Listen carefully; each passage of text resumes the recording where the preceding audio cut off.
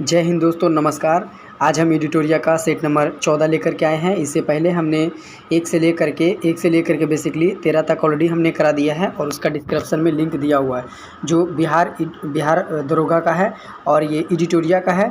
और एडिटोरिया का इसमें जो है 5000 प्लस आपका जीके जीएस आपका इसमें रिकवर किया जा रहा है।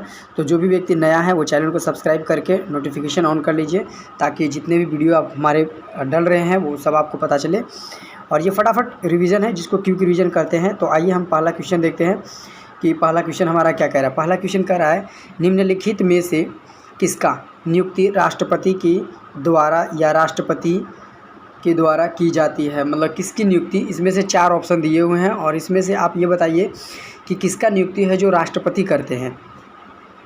तो पहला का देख लेते हैं। पहला का यहाँ पे आंसर जो है, यहाँ पे वित्त आयोग जो है, वित्त आयोग के जो अध्यक्ष होते हैं अभी एट प्रेजेंट 2023 के हिसाब से हम देखें तो निर्मला सीतारमण है और इनके सपोर्टर में जो है वो अनुराग ठाकुर रहते हैं। तो इसकी नियुक्ति जो है वो राष्ट्रपति करते हैं। बाकी है जैसे जो आप देखिएगा यहाँ पे लोकसभा अध्यक्ष है, तो लोकसभा के अध्यक्ष जो है वो नियुक्ति राष्ट्रपति नहीं करता, बल्कि लोकसभा के वहाँ पे जो सदस्य होते हैं या लोकसभा के द्वारा एक व्यक्ति, निर्वाचित नहीं बल्कि एक चुने गए व्यक्ति रहते हैं, वही लोकसभा अध्यक्ष को चुनते हैं। तो इसका जो होता है लोकसभा के सदस्य ही इनको चुनते हैं। दूसरा है प्रधानमंत्री की मुख्य सचिव, तो ये प्रधानमंत्री ही चुनते हैं और इनके मंत्रिमंडल के जो सदस्य होते हैं वो सब मिलकर के इनके सचिव को चुनते हैं। और नीति आयोग के उपाध्यक्ष, तो ये राष्ट्रपति नहीं होते, बल्कि इसमें जो रहते हैं जो जीते हुए पार्टी रहते हैं, अर्थात लोकसभा के सदस्य होते हैं और जो विपक्ष में पार्टी रहते हैं उसके सदस्य रहते हैं, और एक जो होते हैं मुख्य न्यायाधीश होते हैं जो रिटायर्ड होते हैं। तो ये सब मिल करके नीति आयोग को भी अध्यक्ष जो इसके चुनते हैं। तो पहला का आंसर ये यहाँ पे हम देखेंगे, तो पहला का आंसर यहाँ पे आपका बी आंसर आ जाएगा। ठीक है, दूसरा नंबर क्वेश्चन देखते हैं। दूसरा नंबर क्वेश्चन हमारा कह रहा है, लोकसभा के अध्यक्ष को कैसे हटाया जाता है। तो लोकसभा के अध्यक्ष जो होते हैं उसको हटाने का जो होता है, तो वो कहता है कि लोकसभा के तत्कालीन सदस्यों के विशेष बहुमत से पारित। अगर लोकसभा में जितने भी सदस्य बैठे हुए हैं और उनको लगता है कि लोकसभा के जो अध्यक्ष भी है वो एक तरफा सपोर्ट कर रहे हैं, तो वहाँ पे क्या होता है, एक अविश्वास प्रस्ताव पास किया जाता है। किसके प्रति, तो लोकसभा के अध्यक्ष के प्रति। और वो विश्वास प्रस्ताव अगर पास हो गया तो उनको हटा दिया जाता है। एक तरीके से महाभियोग जैसे हम राष्ट्रपति पे लगाते हैं या फिर हम कह सकते हैं कि मुख्य न्यायाधीश पे लगाते हैं, तो सेम प्रक्रिया तो नहीं होता बट कुछ डिफरेंट होता है, उसी तरीके से होता है। बिल पास करके उनको हटा दिया जाता है। तो अभी जो लोकसभा के जो अध्यक्ष हैं तो वो है आपके ओम बिरला हैं। ओम बिरला हैं लोकसभा के अध्यक्ष 2023 के अकॉर्डिंग। इस चीज़ को आप ध्यान रखिएगा, करंट अफेयर के लिए बहुत अच्छा है। आपको 2 करंट अफेयर हमने बता दिया है। चलिए, तो पहला का जो आंसर हो जाएगा, दूसरा का जो आंसर हो जाएगा उसका आंसर हो जाएगा ए आंसर हो जाएगा। अब देखते हैं क्वेश्चन नंबर तीसरा नंबर क्वेश्चन कह रहा है कि बहुआयामी निर्धनता सूचकांक का संकेतक नहीं है। बहुआयामी निर्धनता सूचकांक का संकेतक जो है वो नहीं है। तो इसका कौन सा नहीं, तो आय जो है वो बहुआयामी का निर्धनता का सूचकांक नहीं है। इसमें मृत्यु दर ये है, स्वच्छता है, पेयजल, ये तीनों है, लेकिन आय जो है वो नहीं है। तो तीसरा का डी आंसर हो जाएगा। चौथा नंबर क्वेश्चन देखते हैं और चौथा का कहता है कि तुगलक काल में बिहार की राजधानी थी। तो तुगलक काल में जो बिहार की राजधानी थी वो आपका क्या था, तो ये आपका बिहार शरीफ था। तुगलक काल का जब शासन चल रहा था तो उसमें बिहार का राजधानी किसने बनाया था, बिहार शरीफ को बना रखा था। लेकिन ये पाटलिपुत्रा जो है, तो पाटलिपुत्रा की राजधानी जो है वो आपका किसने बनाया था, आप हमें कमेंट में बताए थे। मैं आपको हिंट्स करता हूँ, ये हर्यक वंश के शासकों ने बनाया था पाटलिपुत्र को राजधानी। तो आप हमें बताइए कि कौन से हर्यक वंश के कौन से शासक थे जिन्होंने पाटलिपुत्र की राजधानी बनाया था। चलिए, चौथा नंबर का सी आंसर है। अगला देखते हैं 5 नंबर क्वेश्चन। 5 नंबर में है, कहता है प्रकाश संश्लेषण के दौरान पैदा होने वाली ऑक्सीजन का स्रोत क्या है। कहता है प्रकाश संश्लेषण जिसमें होता है, तो वही जो कह रहा है क्वेश्चन कि जब प्रकाश संश्लेषण के दौरान पैदा जो होने वाला ऑक्सीजन का स्रोत होता है वह किस चीज़ से, पेड़ पौधे जो होता है अपना भोजन बनाते हैं। तो यहाँ पे 5 नंबर है। और 5 नंबर का देखिएगा, जल जो होता है, यहाँ पे अगर देखिएगा तो यहाँ पे सारे चीज़ें, क्योंकि क्लोरोफिल अगर मिलेगा तो पत्तियाँ हरी होती है, प्रकाश से क्या होता है, वो अपना भोजन बनाता है। लेकिन यहाँ पे कह रहा है कि किसके दौरान, पैदा होने के दौरान ऑक्सीजन का स्रोत होता है, तो जल के द्वारा जो है ऑक्सीजन का स्रोत होता है। ये जल से क्या होता है, जल ये फ्लोएम जाइलम जो होता है, जाइलम जो होते हैं, जाइलम और फ्लोएम होते हैं। जाइलम से क्या है, जल को अवशोषित करता है, और फ्लोएम से जो होते हैं वो लवण और उर्वरक को अवशोषित करता है। कौन, तो ये पेड़ करते हैं, पौधे वगैरह जो होते हैं। इसीलिए यहाँ पे आपका आंसर सिर्फ जाइलम हो जाएगा, जाइलम अर्थात जल हो जाएगा। चलिए छठा नंबर क्वेश्चन देखते हैं। छठा नंबर का रहा है कि ऋग्वेद के 9वें मंडल का संबंध किस देवता से है। तो ऋग्वेद हमारे टोटल कितने हैं, 4 वेद है। 4 वेद कौन कौन से हैं, तो पहला है यजुर्वेद है, दूसरा है आपका अथर्ववेद, तीसरा है सामवेद, और चौथा आपका है चौथा आपका है ऋग्वेद। तो ये हमारे 4 वेद है। इसी में से बोल रहा है कि ये 4 वेद जो है, 4 वेद में से जो कह रहा है कि ऋग्वेद के 9वें मंडल जो होते हैं उसमें किस देवता का उल्लेख किया गया है। तो इसमें जो है सोम देवता का उल्लेख किया गया, किसमें, ऋग्वेद के 9वें मंडल में। इस चीज़ को आप ध्यान रखिएगा कि यहाँ से क्वेश्चन जरूर पूछता है। चलिए अगला देखते हैं 7 नंबर क्वेश्चन। 7 नंबर में कह रहा है कि नेशनल हेराल्ड अखबार संस्थापक निम्न में से कौन है। तो नेशनल हेराल्ड जो है, जो अखबार बनाया गया था या छापा गया था, तो उसके संस्थापक, उसका नींव जो है वो किसने रखा था। तो ये जो रखा था आपका जवाहरलाल नेहरू ने रखा था। नेशनल हेराल्ड अखबार के संस्थापक जवाहरलाल नेहरू थे, पंडित जवाहरलाल नेहरू। चलिए 7 नंबर का बी आंसर हो गया। 8 नंबर का देखते हैं, कहता है प्राथमिक इंद्रधनुष में क्या होता है। तो प्राथमिक इंद्रधनुष में जो होता है वो आपका होता है क्या, कि 2 बार अपवर्तन और 1 बार कुल आंतरिक परावर्तन होता है। 8 नंबर का ए आंसर। चलिए 9 नंबर देखते हैं। 9 नंबर हमारा कर रहा है कि मास्टर गैस का उपयोग किया जाता है। मस्टर्ड गैस जो होते हैं, मस्टर्ड एक ऑयल होते हैं, ठीक है। तो ये ऑयल नहीं बल्कि यहाँ पे गैस पूछ रहा है। तो मस्टर्ड गैस का जो उपयोग किया जाता है वह किस लिए या क्यों किया जाता है। तो ये जो आपका किया जाता है रासायनिक युद्ध के लिए, युद्ध के लिए आपका मस्टर्ड ऑयल का यूज किया जाता है। जब भी रासायनिक का कोई हम प्रोडक्ट बनाते हैं तो उसमें मस्टर्ड गैस का उपयोग किया जाता है, अर्थात 9 नंबर का बी आंसर। अगला चलते हैं 10 नंबर क्वेश्चन। 10 नंबर क्वेश्चन में हमारा कह रहा है कि भारत में सबसे पहले सोने के सिक्के जारी किए थे, ये किसने किया। तो ये आपका जो किया था ये हिंद यूनानियों ने किया था। सबसे पहले पूछ रहा है कि भारत में सबसे पहले सोने के सिक्के जारी किए गए थे, तो हिंद यूनानी आएगा। अगर पूछेगा आपसे कि भारत में सर्वाधिक सोने को जो सिक्के चलाए थे वो आपको किसने, सर्वाधिक अगर पूछेगा तो किसने चलाया था, सोने का सिक्का चलाया था तो कुषाण ने चलाया था। सर्वाधिक आपको शक ने चलाया था। तो इस चीज़ को आप ध्यान रखिएगा। तो यहाँ पे जो 10वां का आंसर होगा, जो पहले सिक्का बोल रहा है तो हिंद यूनानियों ने चलाया था 10 नंबर का, ठीक है। आगे चलते हैं 11 नंबर का। दोस्तों एक और इम्पॉर्टेंट चीज़ बता दूं, बिहार पुलिस का नोटिफिकेशन आ गया है और ये 3 दिसंबर से लेकर के बिल्कुल 1 महीने के अंदर 9 स्टेप्स में लेगा आपसे एग्ज़ाम। 9 डेट में आपसे बिहार पुलिस का एग्ज़ाम लेगा, री एग्ज़ाम। तो जो भी व्यक्ति तैयारी कर रहे हैं बिहार पुलिस का वो जल्दी से लग जाएँ, और जो व्यक्ति अगर फटाफट ये क्विक रिवीजन करना चाहते हैं क्विज के तौर पर ही, तो उसका प्लेलिस्ट बना हुआ है। आप वहाँ पे जाकर के बिहार पुलिस का जो रुक्मिणी प्लेटफॉर्म का 30 सेट है उसका प्रीवियस ईयर का वो सारे आपको उसमें डला हुआ है। तो आप वहाँ से जाकर के क्विक रिवीजन कर सकते हैं और एक बहुत अच्छी तैयारी आप कर सकते हैं।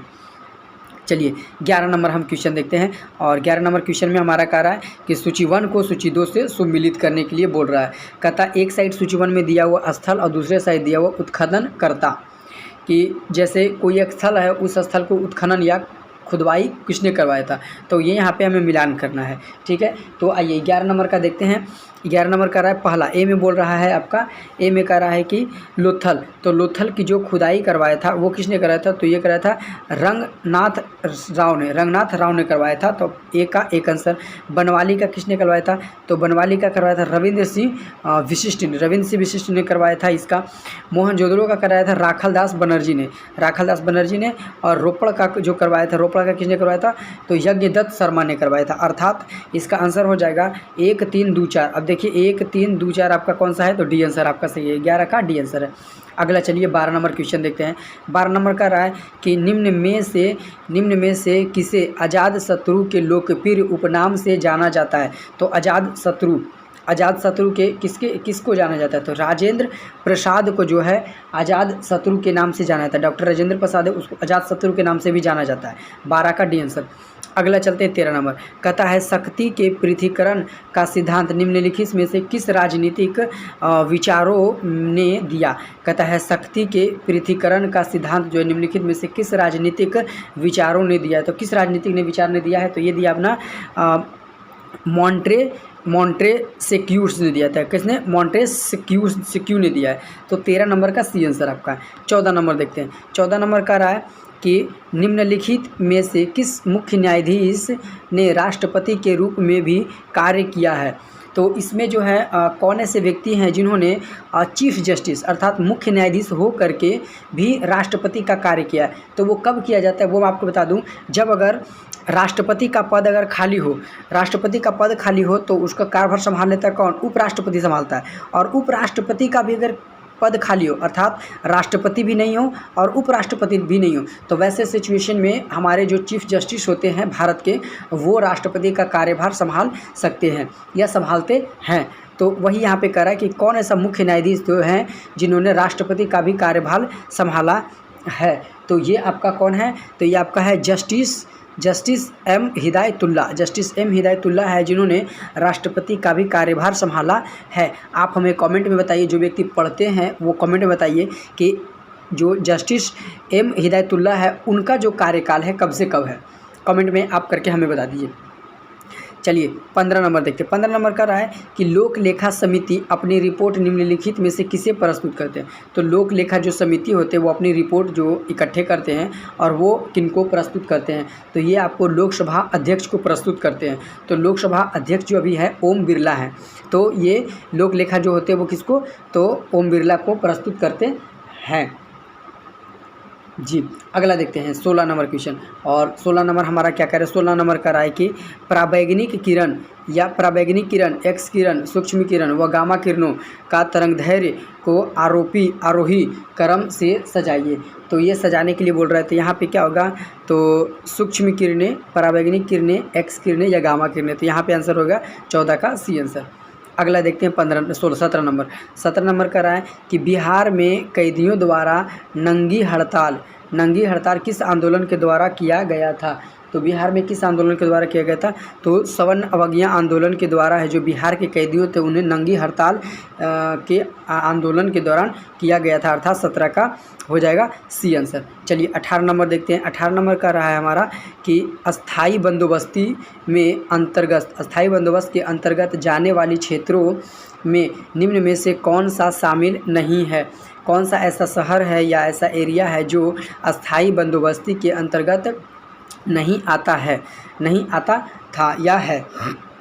तो 18 नंबर का यहाँ पे आपका सिंध जो है आपका कहाँ है? तो ये देखिएगा मैप के अकॉर्डिंग ये आपका दक्षिण भारत हो गया और ये आपका जो हो गया ये उत्तर भारत हो गया, ये पश्चिम भारत हो गया, ये आपका पूर्वी भारत हो गया। यहाँ पे आपका उत्तर भारत है जो सबसे ऊंचा है। तो ये ऊपर वाला एरिया देखिएगा तो वही आपका जम्मू कश्मीर, और जम्मू कश्मीर में ही पड़ता है ये सिंध पड़ता है। तो यहाँ पे आंसर हो जाएगा सिंध जो है वो क्या है? अस्थाई बंदोबस्त में शामिल नहीं था। 18 का सी आंसर। चलिए 19 नंबर क्वेश्चन देखते हैं। 19 नंबर हमारा क्वेश्चन अगला क्या कह रहा है? दोस्तों बिल्कुल ध्यान से आप इस चीज़ को क्विक रिवीजन आप कीजिए। मैं इसका सोल्यूशन ज़्यादा नहीं दे रहा हूँ ताकि आपका ज़्यादा टाइम लॉस्ट मैं ना करूँ। बस बिल्कुल से 20 मिनट आपसे लूँगा और 20 मिनट में आपका 50 क्वेश्चन क्विक रिवीजन के से करवा दूँगा। चलिए तो 19 नंबर हमारा कह रहा है क्या कि अगस्त घोषणा जो हुआ था, अगस्त घोषणा निम्न में से किसके द्वारा की गई थी। तो अगस्त की घोषणा जो है वो आपका जो किया गया था वो लॉर्ड मॉन्टेग्यू के द्वारा किया गया, लॉर्ड मॉन्टेग्यू के द्वारा किया गया था। 19 नंबर का सी आंसर। अगला है 20 नंबर क्वेश्चन। 20 नंबर का रहा सूची 1 को सूची 2 से सुमेलित करने के लिए बोल रहा है। तो एक तरफ जो है सूची 1 में दिया हुआ है आपका नाम, किसका नाम? तो आपका तत्व का नाम दिया हुआ है। दूसरे साइड दिया हुआ है उसका डिफरेंट या उससे होने वाले लाभ या फिर हानि के बारे में। चलिए तो 20 नंबर का देख लेते हैं। इसका पहला कह रहा मैग्नीशियम का जो होगा सूची 1 सूची 2 में क्या कह रहा है जी। हाँ तो मैग्नीशियम का आपका हो जाएगा क्या? टैल्क हो जाएगा। क्या हो जाएगा? टैल्क हो जाएगा, टैल्क। और दूसरा बोल रहा है पोटासियम का आपका क्या हो जाएगा? पोटासियम का हो जाएगा नाइटर हो जाएगा।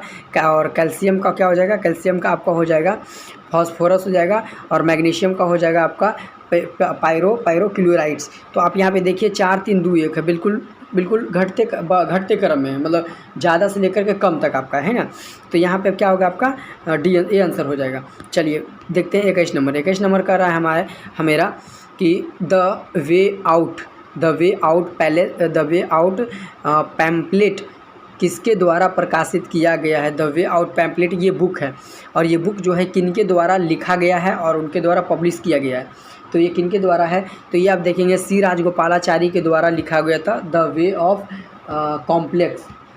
ऑफ पैम्पलेट जो है पुस्तक है वो सी राजगोपालाचारी के द्वारा पब्लिश किया गया है। चलिए 21 नंबर का सी आंसर हो गया।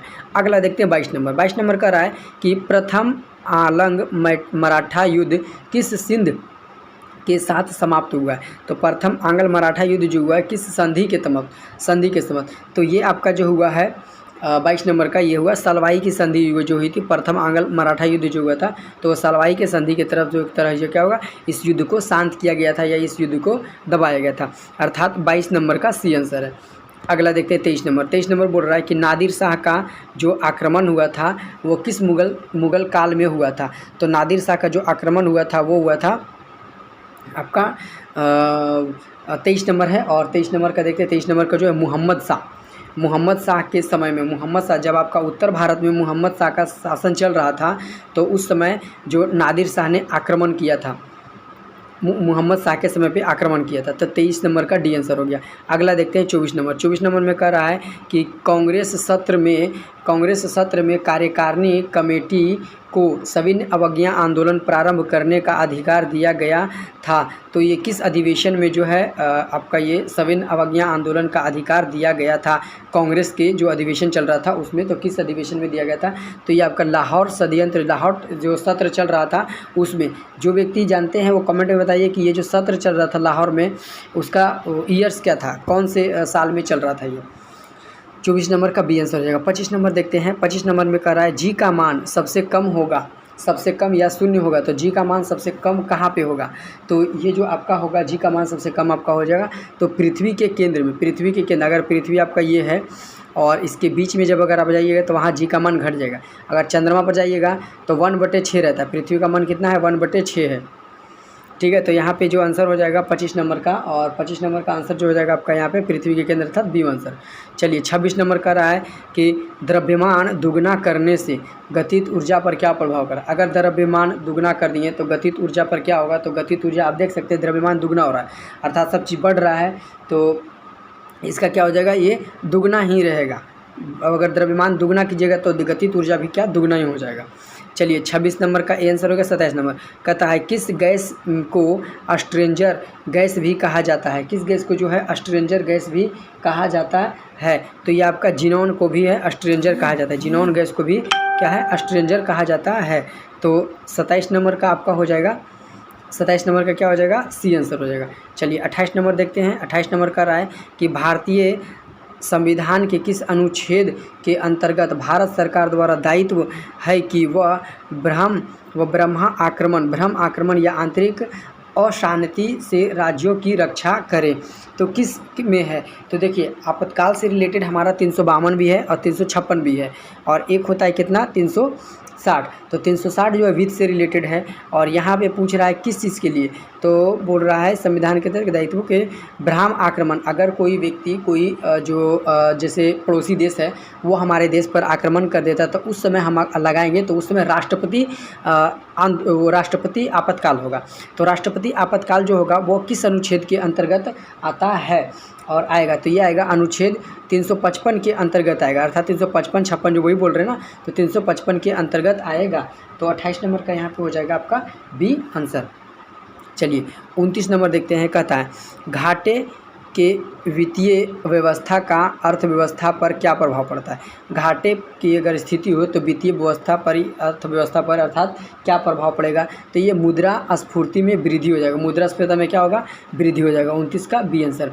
अगला देखते हैं 30 नंबर क्वेश्चन, और 30 नंबर क्वेश्चन हमारा कह रहा है कि भारत के किस शहर में अटाला मस्जिद स्थित है। तो भारत के कौन सा एरिया है जहाँ पे अटाला मस्जिद स्थित है। तो ये जो आप देखिएगा 30 नंबर का जौनपुर अर्थात जौनपुर में अर्थात उत्तर प्रदेश में है। तो ये अटाला मस्जिद उपस्थित है। तो 30 नंबर का आपका सी हो जाएगा। चलिए 31 नंबर देखते हैं। कहता है किस गवर्नर के समय में द्वितीय आंग्ल सिख युद्ध संपन्न हुआ था। तो कौन, भारत के उस समय कौन से गवर्नर थे जिनके समय में द्वितीय आंग्ल सिख युद्ध जो है संपन्न हुआ था। तो ये किनके समय में हुआ था। तो ये आपका लॉर्ड डलहौजी के समय में आपका ये संपन्न हुआ था, अर्थात लॉर्ड डलहौजी। चलिए 31 नंबर का सी आंसर हो गया। 32 नंबर के देखते हैं। कहता है कि 32 नंबर में कि महलवारी व्यवस्था किसके द्वारा लागू किया गया था। तो महलवारी व्यवस्था जो था वो हाल्ट मैकेंजी के द्वारा जो है लागू किया गया था। हाल्ट मैकेंजी महलवारी व्यवस्था जो हाल्ट मैकेंजी के द्वारा लागू किया गया था। चलिए 32 का सी आंसर। 33 नंबर कहता है राज्यपाल द्वारा जारी किए गए अध्यादेश की स्वीकृति आवश्यक है। अध्यादेश की क्या है, स्वीकृति जो है आवश्यक है। तो ये संसद के द्वारा, किसके द्वारा, संसद के द्वारा, अर्थात 33 नंबर का सी आंसर। चलिए 34 नंबर देखते हैं। और 34 नंबर हमारा कह रहा है कि किस संविधान संशोधन द्वारा राज्यों को सामाजिक और शिक्षित दृष्टि से पिछड़े वर्ग, अनुसूचित जाति एवं जनजाति के लिए शैक्षणिक संस्थाओं के आरक्षण प्रदान करने हेतु विशेष उपबंधन या बनाने की प्रदान की जाए। 34 नंबर का है। और 34 नंबर का यहाँ पे बी आंसर होगा। 93 संविधान संशोधन अधिनियम 2005 में ये कहा गया है। चलिए 34 नंबर का भी। अगला देख रही है 35 नंबर। 35 नंबर में कह रहा है कि विधान परिषद के कुल सदस्यों में से कितना सदस्य राज्य में रह रहे हैं 17 द्वारा निर्वाचित होता है।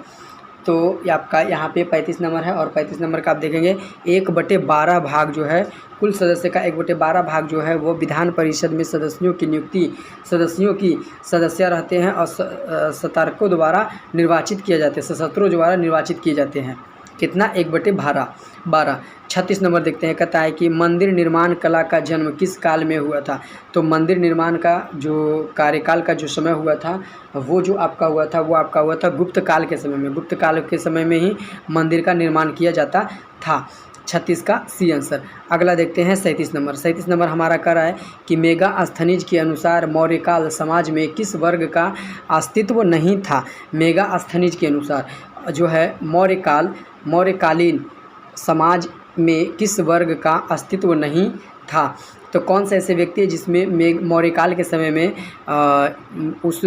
उस वर्ग का या जाति का अस्तित्व नहीं था, मतलब उस समय नाम नहीं था। तो 37 नंबर का है। और 37 नंबर का आप देखेंगे तो ब्राह्मणों का जो था ये नाम नहीं था। ब्राह्मणों का अर्थात अगर बोल सकते हैं तो वहाँ पे क्या था कि ब्राह्मण जो विष्णु कौटिल्य है वो ब्राह्मण ही थे एक तरीके से, तो उनका क्या था, अस्तित्व नहीं था। अगला देखते हैं 38 नंबर।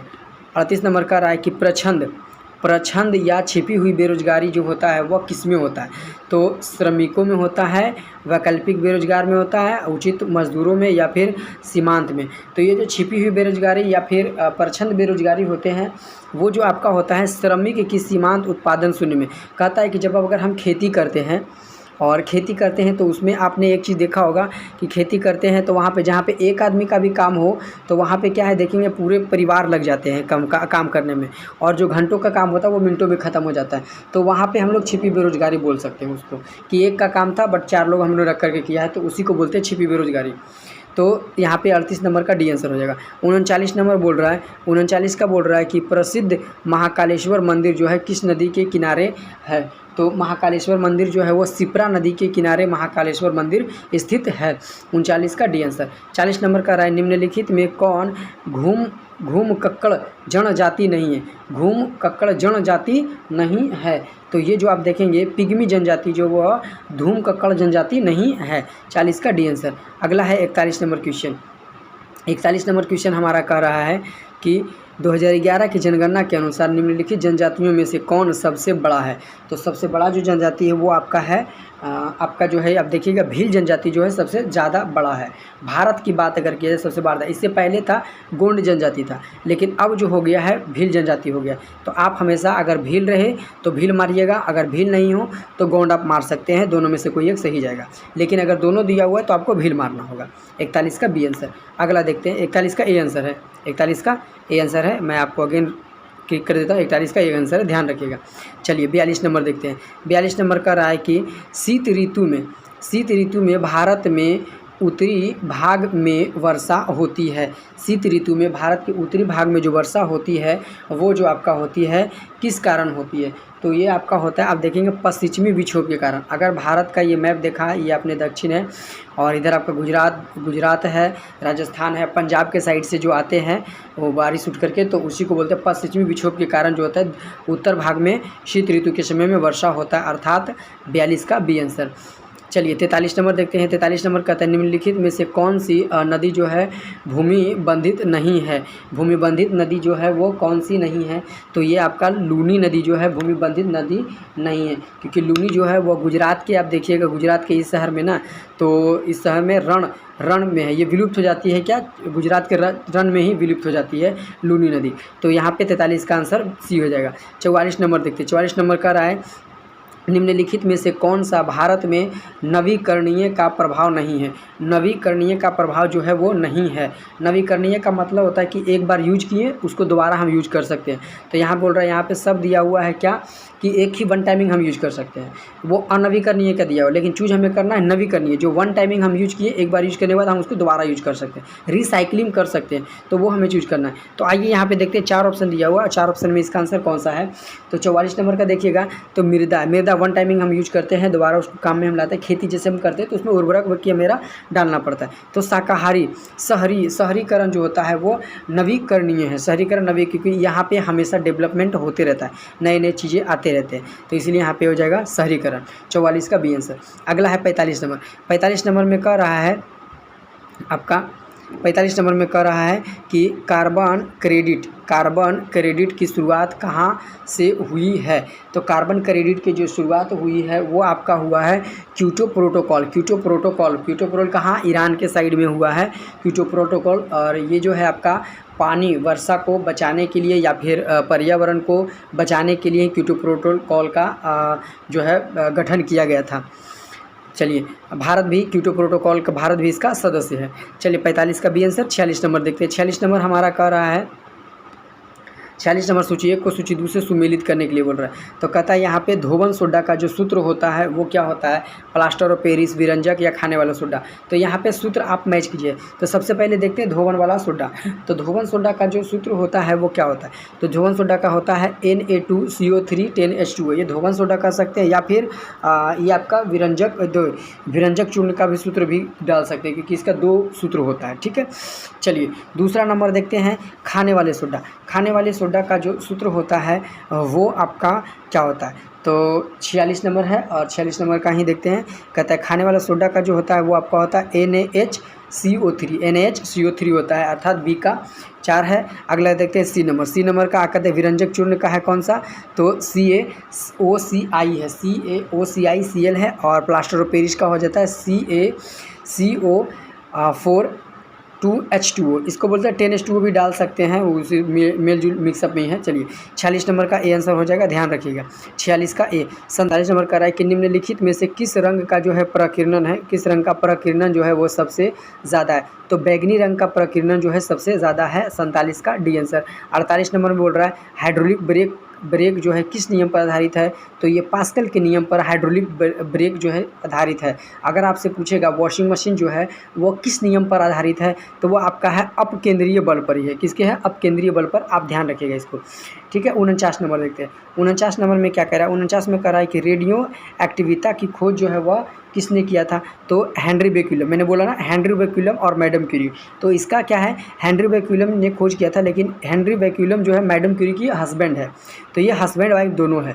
अगर आपका दोनों का नाम दिया है तो हेनरी बेक्यूलम मारिएगा, अगर हेनरी बेक्यूलम नहीं है तो मैडम क्यूरी मारिएगा। और अगर पूछेगा कि रेडियो एक्टिविता की नामकरण किसने किया है, तो ये रदरफोर्ड ने किया है।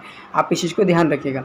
चलिए 49 का हो गया सी आंसर। अगला देखते हैं 50 नंबर क्वेश्चन, और 50 नंबर क्वेश्चन हमारा क्या कह रहा है? लास्ट क्वेश्चन है ये। आप चलिए, तो कह रहा है कि ज्वार पैदा करने वाला बल निम्नलिखित में से किन 2 बलों के बीच का अंतर है? ज्वार पैदा जब हम करते हैं तो किन का है अंतर? तो ये गुरुत्वाकर्षण, खिंचाव तथा केंद्रीय त्याग बल का है। तो 50 का आंसर डी हो जाएगा। दोस्तों 1 से लेकर के हमने 50 तक के क्वेश्चन आपको करा दिया है। अब हमें नहीं पता कि आपने के माइंड में कितना कवर हुआ या रिकवर हुआ, हमें नहीं पता। तो आप इस चीज़ को 1 बार नहीं, 2 बार नहीं, 3 बार आप करके देखिएगा। इसमें आप खुद 1 बार देखने के बाद आप खुद अंदाज़ा लगाइए कि इसमें कितने अच्छे अच्छे क्वेश्चन है, सारे सेलेक्टेड क्वेश्चन है। अब आप प्रीवियस ईयर से ये लिए गए हैं सारे। चलिए अब आते हैं कुछ इंपॉर्टेंट तथ्य आते हैं जो हमें यहाँ से बहुत सारे क्वेश्चंस हमें टच करते हैं। आते हैं आज जो हमारे तथ्य हैं वो गुलाम वंश से रिलेटेड है। चलिए हमें आप ये बताइए कमेंट में करके, जो भी व्यक्ति जानते हैं, मैं सारे स्टूडेंट से पूछना चाहता हूँ, जो भी हमारे वीडियो देख रहे हैं उन सबसे पूछना चाहता हूँ कि कुतुबुद्दीन ऐबक जो था वह किसका गुलाम था। आप हमें कमेंट में इसका आंसर दे दिए। जो भी जिनका भी कमेंट में सही आंसर रहेगा उनको मैं हार्ट दे दूंगा ताकि वो समझ जाए कि वो उनका आंसर ये सही है। चलिए तो पहला कि गुलाम वंश का जो है संस्थापक कुतुबुद्दीन ऐबक था। ठीक है। अगला है कहता है ऐबक के समय में राजधानी लाहौर बनाया था। ऐबक जब भारत पर शासन करने लग गया था उत्तरी भारत पे, तो उन्होंने अपने राजधानी जो है किसको बनाया था, तो ये बनाया था अपना लाहौर को बनाया था। क्योंकि जब ऐबक जब आया था तो ये भारत के पश्चिम साइड में आया था और इधर ये पंजाब, हरियाणा, राजस्थान इस साइड के एरिया में वो शासन कर रहे थे। ऊपर हो गया आपका जम्मू कश्मीर, तो उस साइड के एरिया में ये शासन कर रहे थे। तो इसीलिए उन्होंने लाहौर को बनाया था और वहाँ से उनको पास पड़ता था। तो ऐबक ने है लाहौर को राजधानी अपना बनाया था। कुतुब मीनार की जो नींव रखा था वो ऐबक ने रखा था और पूरा करवाया था बलबन ने जा करके, 5वां फ्लोर बनवाया था ऐबक ने। कहता ऐबक जो है, ऐबक का पूर्ण रूप से निर्माण इल्तुतमिश ने करा। हाँ, इल्तुतमिश ने, बलबन ने भी कुछ कराया था लेकिन पूरा जो है प्रॉपर तैयार किया था किसने, तो ये इल्तुतमिश ने पूरा करवाया था ऐबक का। कुतुब मीनार का जो पूरा करवाया था किसने, इल्तुतमिश ने करवाया था। कहता है कुतुब मीनार को लाख बख्श के नाम से भी जाना जाता था क्योंकि ये लाखों में दान करता था और ये बहुत एक तरीके से बहुत ही अच्छा शासक माना जाता है, और तो इसीलिए इनको लाख बख्श कहा जाता है। गरीबों में ये लाखों चीज़ दान करते थे, ज्वारात, सोने, ये सब दान करते थे। कहता है कि 2.5 दिन का झोपड़ा एवं दिल्ली में कुतुब उल इस्लाम मस्जिद का निर्माण भी कुतुबुद्दीन ऐबक ने ही करवाया था। अच्छा, आप इस चीज़ को ध्यान रखिएगा, जो 2.5 दिन का झोपड़ा है, कोई भी ऐसा टेक्नोलॉजी उस समय नहीं था कि एक अच्छे मीनार के निर्माण 2.5 दिन में कर दिया जाए। तो 2.5 दिन के झोपड़ा से पहले ये था क्या, एक पहला संस्कृत विद्यालय था। ठीक है, तो वो संस्कृत विद्यालय था, तो ऐबक ने उसको रिन्यूवेट करवा करके उन्होंने थोड़ा सा मरम्मत करा करके और वहाँ पे रहने के लिए लोगों को बना दिया, मदरसा एक तरीके से खोल दिया वहाँ पे। तो उसी को ऐबक ने 2.5 दिन का झोपड़ा, क्योंकि वो रिन्यूवेट जो किया था वो 2.5 दिन के अंदर ही तैयार हो गया था, तो इसीलिए उसको 2.5 दिन का झोपड़ा बोला जाता है। चलिए अगला पॉइंट है, कहता है बख्तियार खिलजी ऐबक का सेनापति जो था, जिन्होंने नालंदा विश्वविद्यालय को ध्वस्त करवा दिया था। कहता है ऐबक का जो सेनापति कौन था, वो बख्तियार खिलजी था। और बख्तियार खिलजी जो था वो आया था जब बिहार में, तो बिहार में जो नालंदा विश्वविद्यालय है जिसके और उसका क्या है वो ध्वस्त करवा दिया, बख्तियार खिलजी उन्होंने ही ध्वस्त करवा दिया। अगला है, कहता है इल्तुतमिश ऐबक का गुलाम था। इल्तुतमिश किसका गुलाम था, तो कुतुबुद्दीन ऐबक का गुलाम था और वह दामाद भी था, क्योंकि ऐबक का जो बेटी था उससे विवाह कर लिया था किसने, इल्तुतमिश ने विवाह कर लिया था, इसीलिए वो गुलाम भी था, सबसे प्रिय गुलाम था, सबसे ज़्यादा ताकतवर था और वो दामाद भी बन गया था। तो उसी में पॉइंट में कह रहा है कि ऐबक की मृत्यु जो हुई थी वो ऐबक की मृत्यु के समय बदायूं का शासक था। ऐबक जब मरा था, ऐबक जो की मृत्यु हुई थी, तो इल्तुतमिश था वो बदायूं का शासक था। चलिए अगला पॉइंट कर रहा है कि इल्तुतमिश ने राजधानी को लाहौर से दिल्ली स्थानांतरित किया। किसने किया, इल्तुतमिश ने जबकि कुतुबुद्दीन ऐबक जो था उसने राजधानी कहाँ बनाया था, लाहौर में, लेकिन जब इल्तुतमिश जब शासक में आया तो उन्होंने दिल्ली को अपना राजधानी बना लिया। कहता है इल्तुतमिश का पहला शासक था जिसके सुल्तान पद को वैधानिक स्वीकृति बगदाद के खलीफा ने दिया। कहता है कि इल्तुतमिश जो पहला शासक था जिन्होंने सुल्तान पद की उपाधि धारण किया था, और उनको दिलाने वाला कौन था, तो बगदाद के एक खलीफा ने उनको सुल्तान की उपाधि दिया था। कहता है इल्तुतमिश ने सबसे पहले शुद्ध अरबी सिक्के चलाया था। अगर मुग़लों काल की बात किया जाए या फिर मुस्लिमों की बात किया जाए तो वो पहला मुस्लिम शासक था जिन्होंने क्या किया था कि इल्तुतमिश पहला ऐसा मुग़ल शासक था जिन्होंने शुद्ध अरबी सोने के सिक्के चलाए थे। अगला पॉइंट है, कहता है इसने तुर्क-ए-चिलगाही नामक संगठन बनाया था। चलिए इन्होंने क्या किया था, इल्तुतमिश ने कि एक संगठन तैयार किया था और उस संगठन में उसका नाम जो रखाया था तुर्क-ए-चिलगाही संगठन का निर्माण करवाया था। आप हमें कमेंट में करके बताइए कि अकबर ने कौन सा धर्म चलाया था। कमेंट में बताइए। कहता इसके इक्ता प्रणाली शुरू किया था। इन्होंने क्या किया, इक्ता प्रणाली शुरू किया। इक्ता और पैबोश प्रथा मतलब एक दूसरे को झुक करके सलाम करना। तो इक्ता प्रणाली की शुरुआत किया था इल्तुतमिश ने। आइए अगला पॉइंट है, इल्तुतमिश के द्वारा शुरू किए गए संगठन जो है तुर्क ए चिलगाही का विनाश किया बलबन ने। जैसे ये इल्तुतमिश ने ये तुर्क ए चिलगाही संगठन का निर्माण किया तो उसका वो एक सूटेबल नहीं था, तो उन्हें बलबन का जब शासक आया तो बलबन ने इसका क्या किया, बहिष्कार करके इसको ख़त्म करा दिया। कहता है कि इसे राज दरबार में सिजदा एवं पैबोश प्रथा की शुरुआत किया। किसने शुरुआत किया, तो यही सिजदा और पैबोश प्रथा का शुरुआत किया। कहता है कि लौ एवं रक्त की नीति अपनाया था बलबन ने। बलबन ने अपने जो भी इनके विरोधी थे वो लौ और रक्त की नीति अपनाया था, जैसे अलाउद्दीन खिलजी ने भी लौ एवं रक्त की नीति अपनाया था। चलिए अगला पॉइंट कर रहा है कि नासिरुद्दीन मोहम्मद ने बलबन को उल्गू खां के उपाधि दी था। नासिरुद्दीन मोहम्मद ने बलबन खां को क्या है, उल्गू खां की उपाधि दिया था। और नासिरुद्दीन मोहम्मद एक ऐसे सुल्तान थे जो टोपी सिल करके अपना जीवन यापन करते थे, क्योंकि वो एक अपना जब टोपी बनाते थे तो उसमें क्या था कि वो टोपी को जब बेचते थे मार्केट में वो अच्छे हीरे मोती जवाहरात से उनको टोपी को खरीदा जाता था, और जो उससे पैसे आते थे उससे वो अपना नासिरुद्दीन मोहम्मद जो थे वो अपना जीवन यापन करते थे और अपने परिवार का भी करते थे।